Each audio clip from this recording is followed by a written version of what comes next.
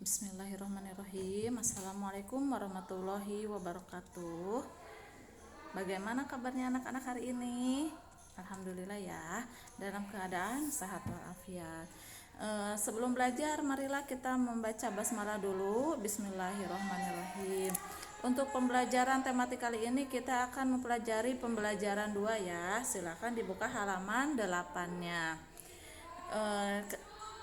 Pada pembelajaran sebelumnya kan kita sudah mengetahui berbagai macam manfaat air bagi kehidupan ya, baik bagi manusia, hewan maupun tumbuhan.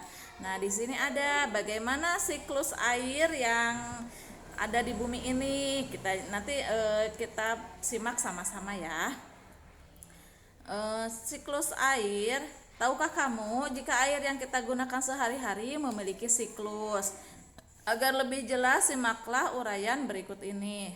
Siklus air atau siklus hidrologi adalah sirkulasi air yang tidak pernah berhenti dari atmosfer bumi dan kembali ke atmosfer melalui peristiwa kondensasi, presipitasi, evaporasi, dan transpirasi. Pemanasan air laut oleh sinar matahari merupakan penyebab utama siklus air dapat berjalan secara terus-menerus. Jadi air laut itu disinari oleh matahari terus-menerus seperti itu setiap hari ya. Kita jelaskan satu-satu ya bagaimana siklus airnya. Kondensasi adalah peristiwa pengembunan, sedangkan presipitasi adalah peristiwa jatuhnya hasil pengembunan dari atmosfer ke permukaan bumi dalam bentuk hujan, salju, kabut, dan es. Evaporasi adalah peristiwa penguapan air yang ada di laut, di sungai, dan di daratan. Dan transpirasi adalah peristiwa penguapan air yang berasal dari tanaman. Proses terjadinya siklus air diawali oleh sinar matahari yang memanaskan air di permukaan bumi dan air yang berasal dari tumbuhan sehingga air menguap ke atmosfer. Uap air akan berkumpul membentuk awan di atmosfer. Kemudian kumpulan uap air akan mengalami pengembunan karena perubahan suhu yang semakin dingin menjadi titik air atau serpihan es. Titik-titik air dan serpihan es jatuh ke bumi dalam bentuk hujan, salju, es, atau kabut. Air yang turun ke bumi akan masuk meresap ke dalam tanah atau mengalir di permukaan daratan menuju sungai dan laut. Setelah itu, air di bumi secara keseluruhan relatif tetap, yang berubah adalah wujud dan tempatnya. Tempat terbesarnya proses siklus air adalah di laut ya. Secara garis besar siklus air melalui 3 tahapan, yaitu sebagai berikut: penguapan atau evaporasi, transpirasi. Air yang ada di laut, di darat, di sungai, di tanaman, dan tempat lainnya akan menguap ke angkasa, ke atmosfer ya, angkasa atau atmosfer, dan kemudian akan menjadi awan. Pengembunan atau kondensasi. Pada keadaan jenuh, uap air atau awan akan menjadi titik-titik air.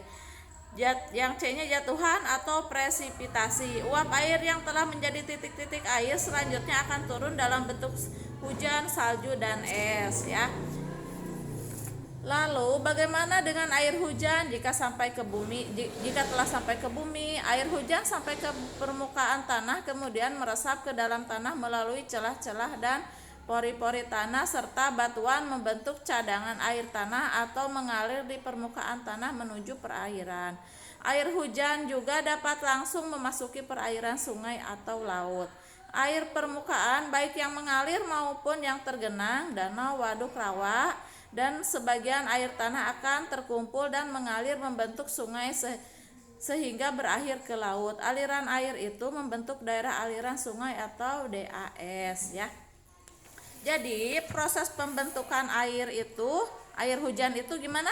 Air laut, air danau, air sungai diserap oleh matahari ya. Setelah diserap oleh matahari menuju atmosfer atau ke angkasa, kemudian pada keadaan jenuh atau di atas atmosfer itu, uap air akan menjadi awan dan awan itu akan menjadi titik-titik air ya. Setelah menjadi titik-titik air, Selanjutnya akan turun dalam bentuk hujan, salju, dan es. Jadi air yang ada di lautan itu diserap oleh sinar matahari, disimpan di atmosfer atau ruang angkasa. Setelah itu di titik kejenuhan di atmosfer akan menjadi titik-titik air. Setelah titik-titik air, maka akan turun hujan ya. Bisa berupa hujan, salju, ataupun es ya. Mungkin itu secara singkat bagaimana proses siklus air ya yang sering kita lihat sekarang ini pada musim hujan ini ya, begitulah prosesnya. Di sini ada yang kini aku tahu ya.